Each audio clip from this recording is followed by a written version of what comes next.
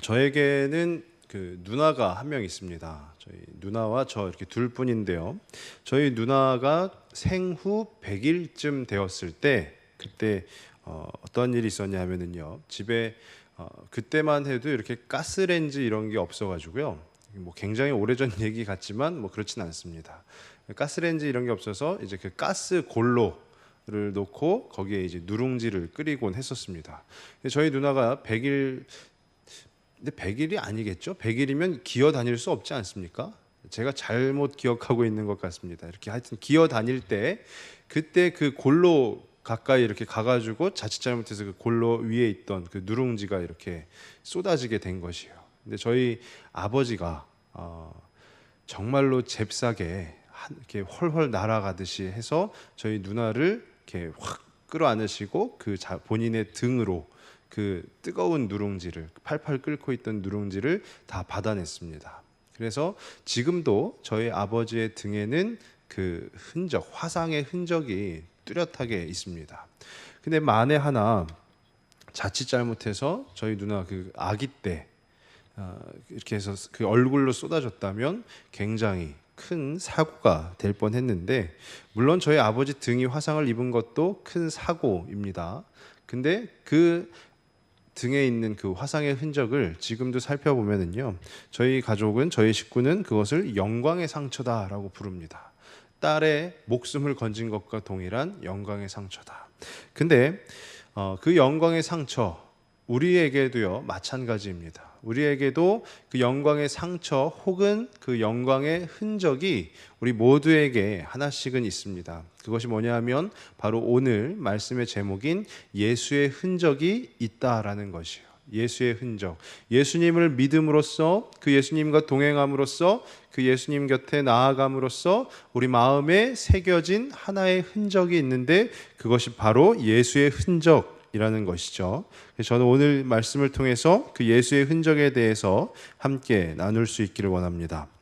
1517년 10월 31일에 마틴 루터라는 사람이 그 독일에 있는 비텐베르크 성당 정문에다가요 95개조의 반박문이라는 것을, 그 대자보를 붙임으로써 종교 개혁이 시작이 되었습니다.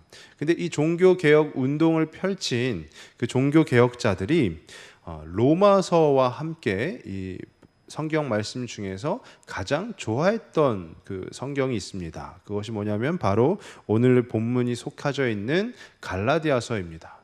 그러니까 왜 그 종교개혁자들이 로마서와 이 갈라디아서를 좋아했냐 하면은요, 왜 그런가 하면은 이신칭의의 복음이 잘 드러나 있기 때문입니다. 이신칭의, 그것이 무엇이냐 하면요, 로마서 1장 17절에 잘 나타나 있는데요, 로마서 1장 17절 제가 한번 읽어드리겠습니다.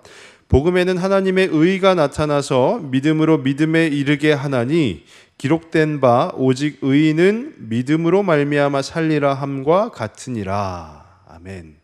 이신칭의가 뭐냐면은 믿음으로 의롭다 칭함을 받았다라는 것이에요. 근데 그것이 로마서에도 잘 나타나 있고, 또 오늘 우리가 함께 보고 있는 이 갈라디아서에도 함께 잘 나타나 있다라는 것입니다. 그러니까 우리가 구원을 받는다 할 때에 우리가 어떤 착한 행실을 통해서 구원을 받는 것이 아니라 우리의 오직 믿음으로만 구원을 받는다라는 것이죠.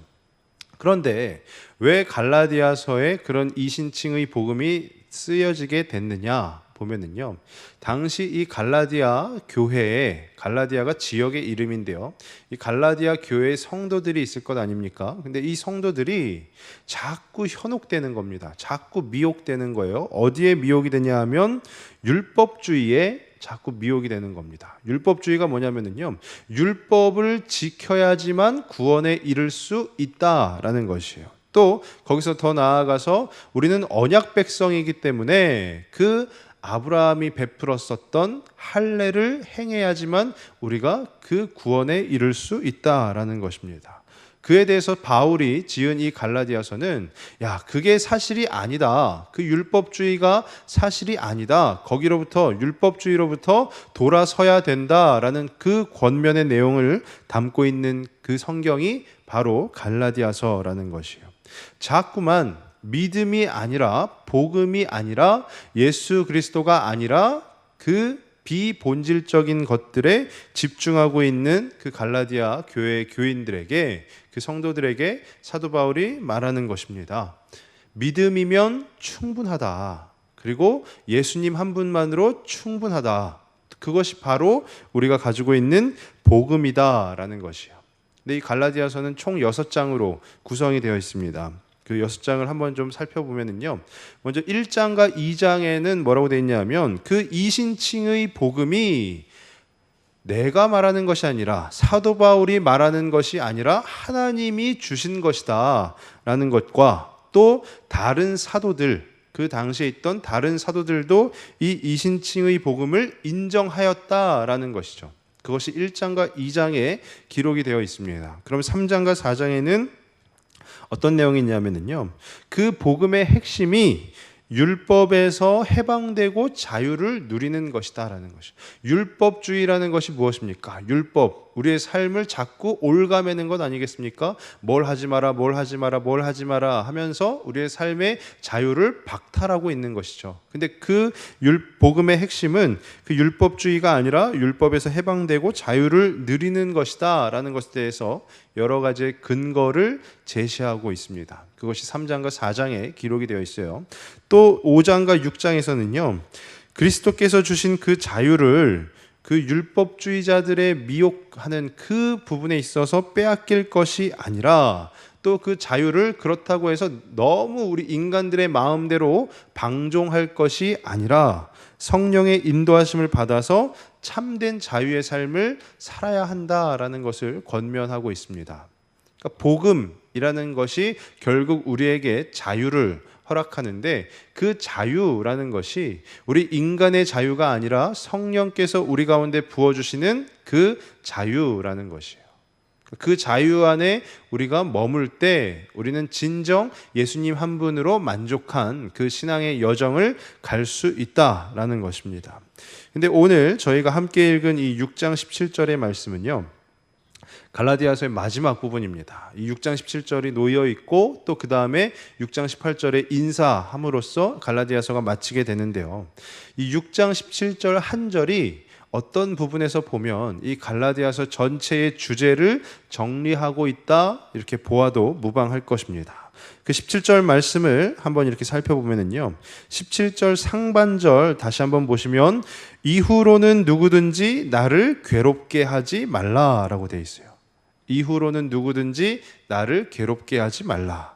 여기서 괴로움이라는 단어가 가지고 있는 의미가 뭐냐면요, 내면적인 고통이나 슬픔이라는 거예요. 우리 마음 가운데서 이루어지고 있는, 우리가 어떠한 광경을 바라볼 때의 그 애틋함 또는 안타까움, 그것이 바로 이 괴로움이다라는 것이요. 그러니까 이 사도 바울이 외부로부터 오는 사도 바울의 외부로부터 오는 그 율법주의자들의 폭언이나 아니면 폭력, 그것이 괴로운 것이 아니라, 그 갈라디아 교회 교인들이 그 율법주의자들이 주어지는 그 폭력과 폭언, 또 그 미혹하는 그 부분에 있어서 쉽게 넘어가는 그 광경을 바라보면서 이 바울의 마음 속에서 깊은 그 안타까움이, 그 괴로움이 생기게 된 것입니다. 그러니까 나를 괴롭게 하지 말라라는 것은 너희가 이제는 더 이상 그 율법주의에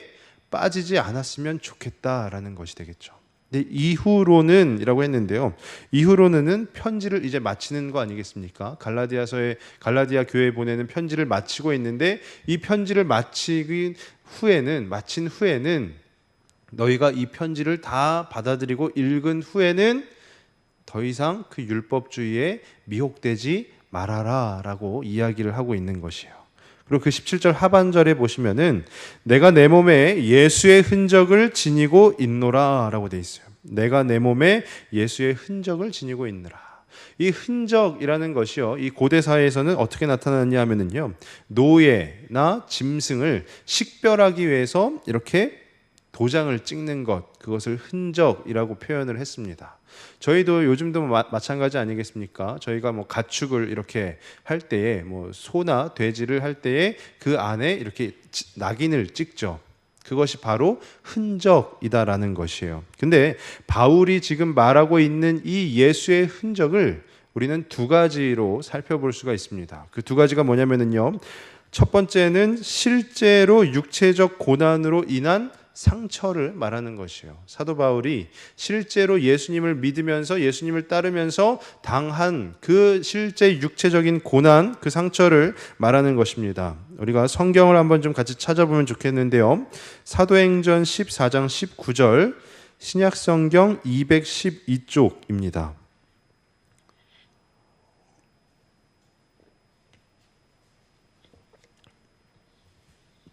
사도행전 14장 19절 한번 같이 찾아보시겠습니다. 신약성경 212쪽에 있습니다. 함께 읽겠습니다. 유대인들이 안디옥과 이고니온에서 와서 무리를 충동하니 그들이 돌로 바울을 쳐서 죽은 줄로 알고 시외로 끌어내치니라. 이 말씀에 보면은요, 바울이 돌에 맞았다라고 하고 있습니다. 우리가 한 2장 정도, 3장 정도 넘겨보시면은 사도행전 16장 22절 말씀이 있습니다. 사도행전 16장 22절 말씀. 또 한번 같이 읽겠습니다. 무리가 일제히 일어나 고발하니 상관들이 옷을 찢어 벗기고 매로 치라 하여. 이 말씀에 보면 사도 바울이 매를 맞았다라고 또 기록이 되어 있습니다. 또 한 군데만 더 찾아보겠습니다. 고린도 후서 11장 25절입니다. 신약성경 298쪽에 있는데요. 고린도 후서 11장 25절 말씀입니다.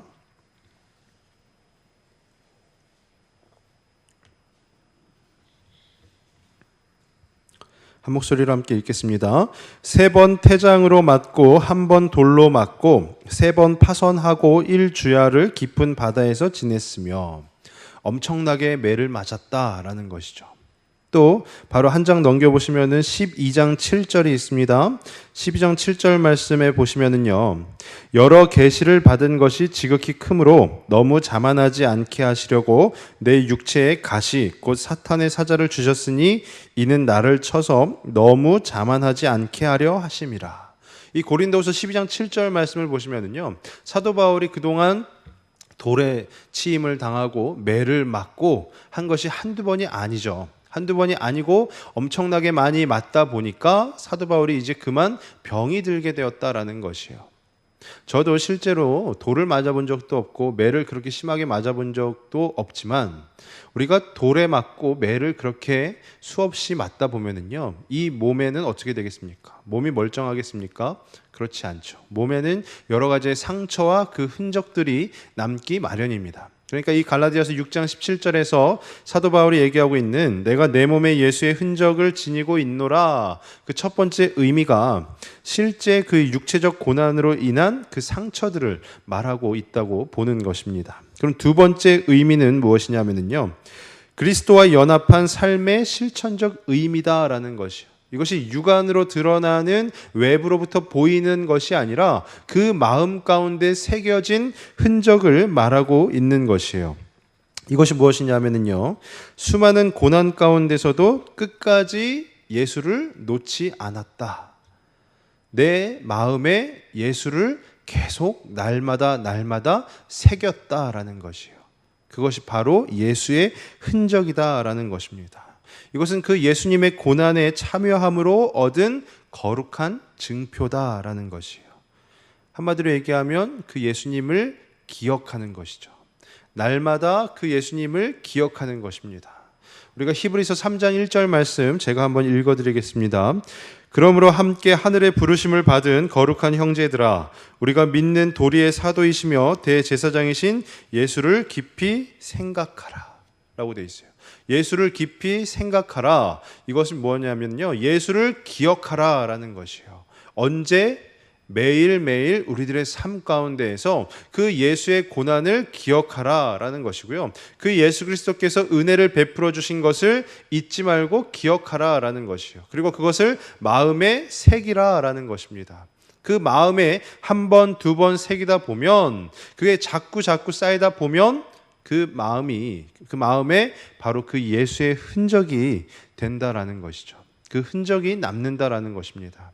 그러니까 사도 바울이 지금 이야기하고 있는 이 17절 하반절에서 얘기하고 있는 내가 내 몸에 예수의 흔적을 지니고 있노라라는 것은요, 너희도 이와 같이 예수의 흔적을 지닌 자가 되어라라는 것이에요. 더 이상 나를 괴롭게 하지 말고 그 율법주의자들의 미혹하게 하는 부분에 있어서 더 이상 미혹되지 말고 거기에 빠지지 말고 그 예수를 기억하라. 매일매일 삶 가운데 그 예수를 깊이 생각하라. 그 예수를 깊이 묵상하라라는 것입니다. 그러니까 오늘 이 본문 말씀이요, 오늘 우리 가운데 더하여 주고 있는 권면하는 것이 무엇이냐 하면은 그 예수님을 생각하라라는 것입니다. 우리는 어쩌면 생각할 수 있을지 모릅니다. 요즘 우리 2016년에 누가 그 율법주의처럼 우리를 미혹하게 하는가? 근데 생각해 보면은요, 이 도처에, 우리가 이 교회 방만 나가도요, 도처에 우리를 미혹하게 하는 그 이단들이 깔려 있습니다. 그리고 이단들만 있는 것이 아니고요, 우리들 가운데에도 여러 가지가 있습니다. 그것이 뭐냐면은요, 그 고대 사회의 율법주의자들이 미혹하였던 것처럼 지금도 우리들을 미혹하는 것이 있는데, 그게 기본적으로 기복주의라는 것이 있습니다. 우리가 샤머니즘이라고 표현을 하는데요, 예전에 정한수 떠놓고 비나이다 비나이다 했던 그 복을 간구하고 구하는 것. 근데 그 기복주의가 실제로 나쁜 것은 아닙니다. 근데 기독교 신앙이라는 것은요, 기복주의만 있는 게 아니라라는 것이죠. 기독교 신앙은 예수 그리스도의 복음이 우선이 되어야 하고 예수 그리스도의 그 능력과 은혜가 주가 되어야 하는데, 그렇지 못하고 예수님을 단지 나의 복을 들어주는, 나의 기도를 들어줘서 그 기도에 그냥 내가 응답받아서 복을 누리는 것, 거기에서 머무른다면 우리는 그것을 배척해야 하는 줄로 마땅하다고 생각이 됩니다. 또 한 가지가 있는데요, 뭐냐면 물질 만능주의라는 것이에요. 돈이면 다 된다라는 것이죠. 어떤 면에서 보면 기복주의와 비슷할 수도 있겠지만은요, 이 물질 만능주의가 교회 가운데에서도 여러 모양으로 이렇게 들어와 있습니다. 대형 교회 하면은 그런 분들을 제가 간혹 기사나 이런 곳을 통해서 보았습니다. 어떤 거냐면은요, 나 어느 교회 장로입니다라는 것이에요. 좀 우리가 생각했을 때 어느 교회 장로입니다라고 이야기하는 것은 무엇을 나타내는 것일까요? 그 교회가 어딘데요? 라고 하는 교회가 아니죠. 그렇습니까? 라고 할 만한, 우리가 흔히 생각하는 대형 교회라는 곳, 그 대형 교회가 물론 안 좋은 것은 아니죠. 하나님께서 특별한 은혜를 부어주셔서 교회가 커지고 부흥하게 된 것 참으로 감사한 일이지만, 그 감사함을 벗어나서 그 안에 물질 만능주의로 자리를 잡는다면 그것은 반드시 우리가 또한 배척해야 하는 것입니다. 그럼 또 하나가 있는데, 그게 뭐냐면요, 바로 평화주의라는 것이에요. 평화주의, 왜 평화주의가 그렇지? 라고 생각하실 수 있겠지만은요, 이 기독교 신앙은 우리가 단지 평화롭기 위해서 예수님을 믿는 것이 아니다라는 것이에요. 예수의 그 고난의 길을 따라가기 위해서 그 예수님이 우리 가운데 행하신 그 역사하심을 우리가 믿고 따르기 위해서 우리가 그 예수님을 따르는 이 기독교 신앙을 가지고 있는 것이지, 우리가 그냥 마음 가운데 평강만 누리고자 그냥 예배에 나와서 예배에 참석함으로써 내 안에 그냥 평강이 넘친다, 이것이 아니라라는 것이죠. 그래서 요한복음 14장 27절 하반절에도요, 내가 너희에게 주는 것은 세상에 주는 것과 같지 아니하리라 라고 하면서 그 평강에 대해서 예수님께서 직접 말씀을 하고 계시는 것입니다. 우리가 생각하는 평강, 평안, 그것은 그냥 우리 마음이 아무 걱정 없이 그냥 편안한 것, 평화로운 것, 그것을 나타낼 수도 있겠지만은요, 예수님께서 우리에게 주시는 평안은 다름 아니라 세상이 주는 것과 같지 아니하다라는 것이에요. 오직 그 평강이 어디에서 나오느냐? 바로 그 예수 그리스도를 통해서 나온다라는 것입니다. 그러니까 사도 바울이 더 이상 나를 괴롭게 하지 말라, 내 몸에 내가 예수의 흔적을 가지고 있노라라는 것은 다른 어떠한 것, 우리를 미혹하게 하는 것, 거기에 신경 쓰지 말고 오직 예수님께만 집중하라라는 것이에요. 오직 그 예수님만을 바라보라라는 것입니다. 오직 그 예수님을 기억하라라는 것이에요. 제가 우리 성도님들께 질문을 하나 드려보겠습니다. 혹시 우리 성도님들 마음에 그 예수의 흔적을 가지고 계십니까? 날마다 매일마다 그 예수님을 우리 마음에 아로 새기고 계십니까? 예수님을 새기고 계십니까? 아니면 다른 어떠한 것들을 우리 마음에 새기고 계십니까? 이 앞에 서 있는 저도 매일마다 예수님을 새겨야 함에도 불구하고요, 계속해서 다른 것들을 많이 새기고 있습니다. 사도 바울이 권면하는 것은 거기서부터 돌아서라라는 것이에요. 우리가 예수님 외에 다른 것을 새기고 있었다면 거기로부터 돌아서서 오직 그 예수 그리스도를 내 마음에 새기고 오직 그 예수 그리스도만으로 충분한 그 신앙의 여정을 살아가라라는 것입니다.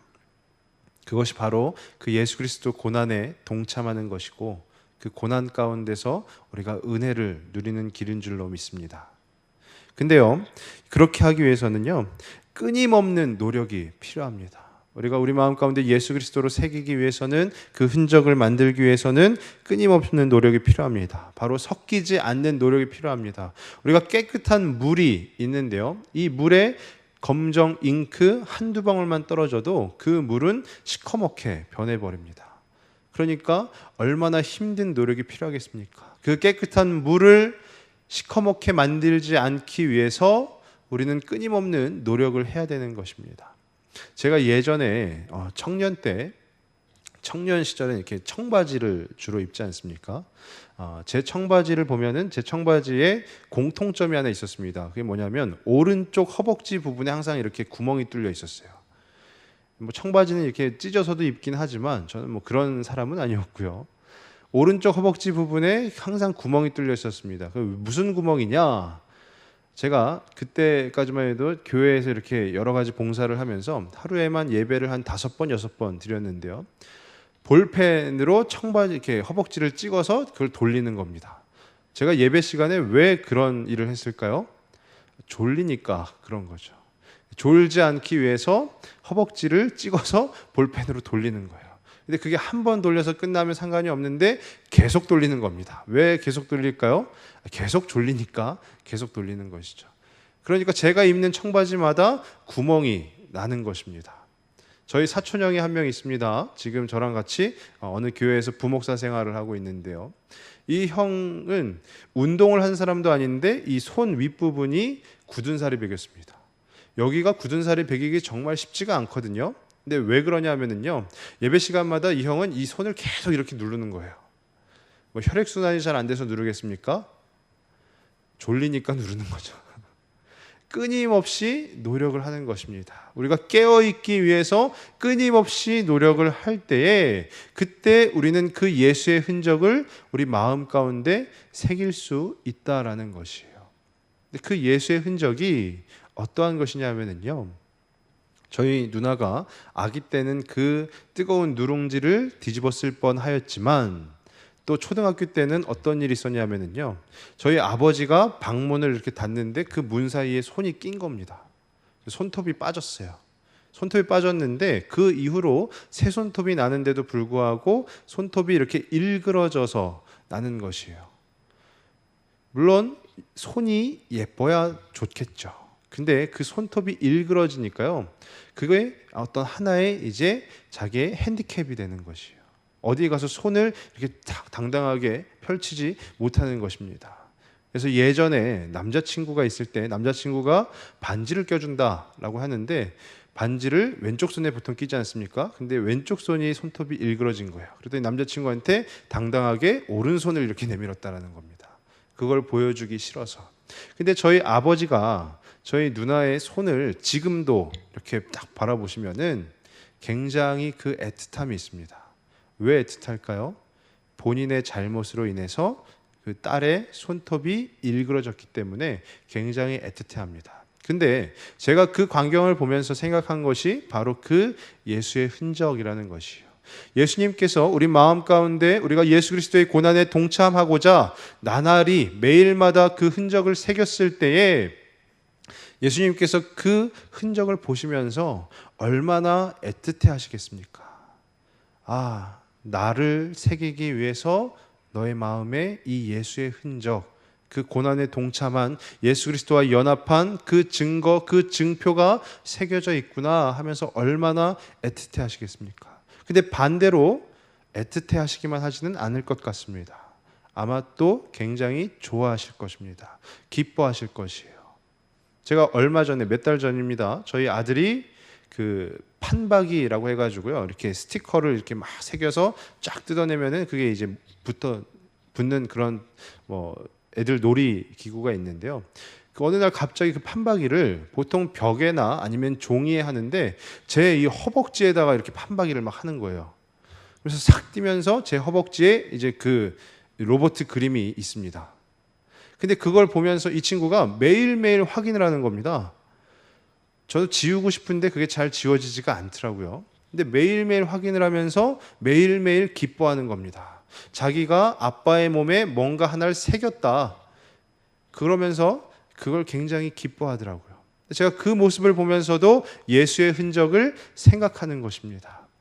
우리 마음 가운데 예수의 흔적이 있을 때 비록 예수 그리스도의 고난에 동참함으로써 얻어진 흔적이라 할지라도 우리 마음 가운데 힘들고 어려운 그 피땀을 흘리는 노력 가운데 얻어진 흔적이라 할지라도 예수님께서 그 흔적을 보시면 얼마나 기뻐하시겠느냐라는 것이요. 나를 위해서 이렇게 나를 기억하고 있구나. 나를 깊이 생각하고 있구나. 나의 길을 따라가려고 하고 있구나 하면서 얼마나 기뻐하시겠느냐라는 것입니다. 저는 간절히 바라기는 저와 우리 성도님들 그 삶의 여정 가운데, 그 신앙 가운데 그 예수 그리스도의 흔적이 날마다 새겨지실 수 있기를 바랍니다. 날마다 새겨지는 그 예수 그리스도의 흔적만이 우리를 예수님께로 인도하고 또 예수님의 제자가 되게 하고 또 예수님의 자녀가 되게 하는 것입니다. 정말로 간절히 바라기는 그 예수 그리스도의 흔적, 우리 마음 가운데 새겨진 그 예수 그리스도의 흔적을 가지고 우리가 주님 앞에 더 무릎 꿇고 주님 앞에 더 나아가서 그 주님과 함께, 그 예수님과 함께 동행하는 그 삶을 살아가실 수 있는 우리 모두가 되기를 주의 이름으로 축원합니다. 아멘. 기도하겠습니다.